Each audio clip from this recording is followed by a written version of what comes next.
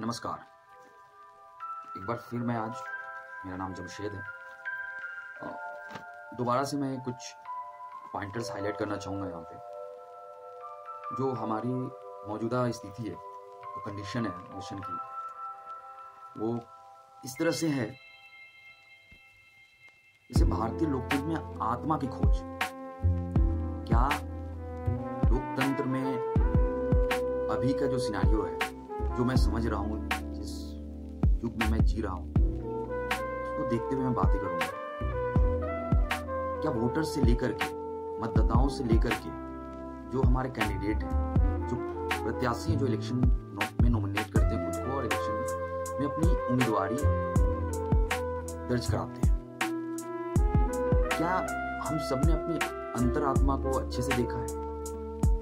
क्या अंतरात्मा की आवाज यही होती है कि कुछ 1000 करोड़ या कुछ पेटी या कुछ लग्जरी गाड़ी और बंगला और इंटरनेशनल ट्रिप के टाइम ही अंतरात्मा एमएलए, एमपीज या किसी पार्टी के कद्दावर नेता या किसी पार्टी के प्रमुख को तभी नजर आता है जब उसकी अपनी जातिगत सेल्फ बेनिफिट का टाइम आता है? लोग जब इतने सालों से राजनीति में रहते हैं, कई बार एमएलए, एमपी जब बन जाते हैं, उनको तो ऐसे ही इतने पेंशन और इतनी संपत्ति धन हो जाती है कि मुझे नहीं लगता कि उनको इसकी मोह माया होनी चाहिए, और उनको सिर्फ और सिर्फ लोकतंत्र को देखकर लोकतंत्र को मजबूत करने के फेवर में काम करना चाहिए। सबको डेवलपमेंट की तरफ लेके जाना चाहिए। तो इसी सब मुद्दे को लेकर के मैं अंदर से थोड़ा विचलित हो जाता हूँ, और इलेक्शन का माहौल है, मैं इन्हीं सब बातों को कई बार कहना चाहता हूँ। तो आज मैं इस टॉपिक को लेके आया हूँ, भारतीय लोकतंत्र में आत्मा की खोज। और ये खोज वोटर्स से लेकर के हमारे जो बड़े बड़े कद्दावर पॉलिटिशियन हैं, उन सबको करनी चाहिए। करे नहीं करे, मेरा अपना सोच है, मैं इसको बोलूंगा। इलेक्शन में जाति धर्म क्यों लाई जाती है? सीट शेयरिंग जब होती है, जाति धर्म के आधार पे होएगी। जो पोस्ट पोजीशन या राज्यसभा में सिलेक्शन हो, विधान परिषद में सिलेक्शन हो, जाति और धर्म को देखा जाता है। उसके बावजूद मेरा ये पर्सनल स्ट्रॉन्ग बिलीफ है कि उसके बावजूद उस जाति और धर्म के लोगों को ऐसे ही नहीं चुन लिया जाता किसी पार्टी की तरफ से। बहुत मोटी रकम होती होगी, बहुत सारी बलिदान दी जाती होंगी, और वो सिर्फ और सिर्फ किसी एक इंडिविजुअल को बेनिफिट पहुंचाया जाता है इनडायरेक्टली। क्या पता उसमें रिश्वत की बात होती हो, मुझे नहीं पता, बट मेरा ये बिलीफ है कि वो फेवर जो एक पार्टी किसी एक इंडिविजुअल को कर रही है, वो अपनी कई बेनिफिट के साथ करती होंगी, वो किसी के काबिलियत पे तो बिल्कुल नहीं करेंगे। खैर, उससे आगे बढ़ते हैं। इवन जब सरकारी अधिकारियों की पोस्टिंग होती है, तो किसी से नहीं छुपा है, ये सबको पता है, और इसी को लोकतंत्र मान बैठे हैं। कहां से भाई? ये लोकतंत्र नहीं है। इसीलिए मैंने आज बोला कि भारतीय लोकतंत्र में आत्मा की खोज।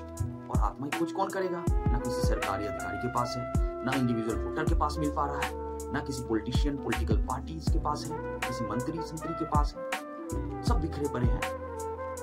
उनकी कंपैरिजन, उनकी तुलना हम कैसे करें? सब अपने, जब आप लोग आपस में डिस्कशन करते होंगे तो एक नेता की तुलना कैसे करते हैं हम सबको मालूम है। उससे आगे बढ़ेंगे। ना एक पॉलिटिशियन, ना एक मंत्री, ना एक पॉलिटिकल पद पे या उच्च पद पे बैठा हुआ आदमी या किसी सरकारी अधिकारी हो, छोटा हो बड़ा हो, डेवलपमेंट की बातें तो हम सबसे ज्यादा करते हैं, डेवलपमेंट सबसे कम होता है। डेवलपमेंट और जस्टिस, एम्प्लॉयमेंट, इसकी सबने बातें की हैं, इतनी बातें की हैं कि उसका 1.5% भी करते हैं तो फिर ओवरफ्लो हो जाएगा। बट यहाँ कास्ट, रिलीजन, इलेक्शन जीतना, जो एनर्जी जो इलेक्शन में पॉलिटिशियन, मंत्री संतरी सब लगा लेते हैं, इतना एनर्जी सिर्फ 6 महीना डेवलपमेंट में लगाने, और उतनी एनर्जी जो खर्च करते हैं इलेक्शन कैंपेन से लेकर पार्टी शेयरिंग, खरीद फरोख्त, जो भी एनर्जी कहने का मतलब उसमें पैसे और बाकी चीजें भी इन्वॉल्वमेंट है, वो सारी चीजों को मिला के अगर वो सिर्फ और सिर्फ डेवलपमेंट, एम्प्लॉयमेंट, रोजगार देने में लगा दें, तो देश कहां से कहां चला जाएगा। उनका इलेक्शन रुकेगा नहीं, होगा। अभी देख लीजिए, एक चीज और मुझे समझ में आती है कि जो हमारी भोले वाली जनता है ना, kind of short term memory loss है, या फिर इग्नोर कर देती है चीजों को। कोरोना में हमने देखा कितनी चैलेंजेस का सामना करना पड़ा सबको। नोटबंदी में हमने देखा कितनी महंगाई बढ़ती हुई चली आई। अब कल सिलेंडर 100 रुपये सस्ता हो गया, उस पर ढिंडोरा पीट दिया जा रहा है।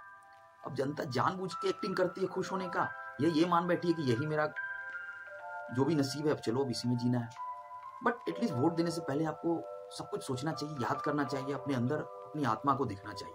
जब एक बड़ा नेता या कोई छोटा नेता या कोई एमएलए अपनी अंतरात्मा की आवाज इस तरह सुन लेता है और रातों रात 1000, 1500, 100 करोड़ का मालिक बन जाता है, उसके फैमिली से 2-4 एमएलए, एमपी या किसी अच्छे पद पे मनोनीत हो जाते हैं, जब वो ऐसा सोच सकते हैं अंतरात्मा, हम लोग अपनी अंतरात्मा कहाँ रखें? तो मैं फिर से ये इस बात को खत्म करूंगा कि भारतीय लोकतंत्र में आत्मा की खोज ये कैसे होगी।